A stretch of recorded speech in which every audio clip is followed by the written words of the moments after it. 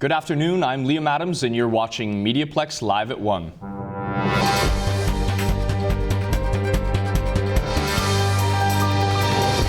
Windsor's local health unit has issued yet another alert after an increase in drug-related emergency room visits on November 14th. The alert was issued using the health unit's monitoring system. According to a press release, 10 cases were reported in a 24-hour period. 2 were reported as opioid-related and naloxone was used both times. Methamphetamine was also listed as the cause of 2 overdoses. The president of Windsor Minor Hockey Association and several board members have stepped down amid a recent controversy regarding a volunteer coach with a newly discovered criminal record. Stanley Norris has an aggravated assault conviction in Florida nearly 20 years ago in 2001. That information came to the attention of WMHA in October of this year, sparking an internal investigation. Norris is currently not behind the bench while the Hockey Association investigates. The MediaPlex has reached out to the league but has not received any comments regarding the board resignations. Residents at a downtown high-rise are displaced heading into the holiday season. As Sierra Ross reports, they have more questions than answers. A parking garage fire at West Court Place stemming from a car fire has left residents temporarily homeless. While West Court owners have provided motel rooms for those who were unable to find accommodation, others have had to resort to different shelter for the time being. I've been couch surfing at a few friends' homes. Now I'm at my brother's place out in Bell River. And Gary Mendler, a 5-year resident of the high-rise, says that the time frame for which residents can return home has been constantly changing. Mendler says the lack of set timeline is especially difficult for him. Leukemia patient. We were told 3 days, allowed to get in, grab some medication. Now, while we're away, it changes from 3 days to 5 days to 7 days, and now they're telling us 2 weeks. Well, I've got to come here and get my medication. I'm being told I can't get in. While the investigation into the cause has concluded, the medical officer of health says that it is still not safe for residents to return home. For MediaPlex News, I'm Sierra Ross. CN Rail's Teamsters Union has announced workers are planning to strike tomorrow as a result of unsuccessful negotiations on Friday.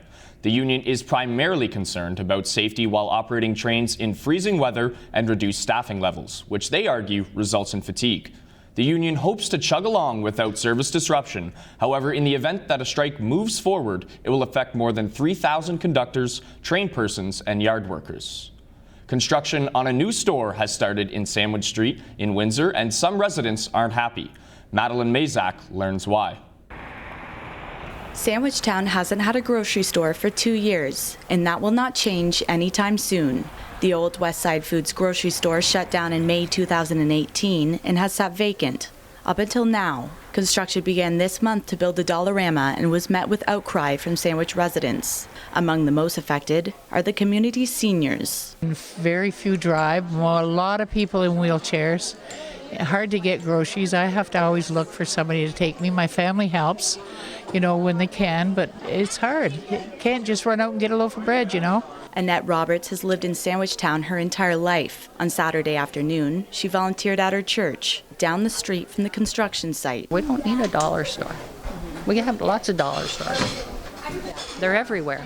Every corner you see, there's dollar stores. Roberts says she does her shopping at Freshco on Tecumseh Road East. She usually walks, a trip that takes an hour and 20 minutes according to Google Maps. But with the current winter weather, she rides the bus. I went there on Wednesday. It took me 2 hours to get a couple groceries.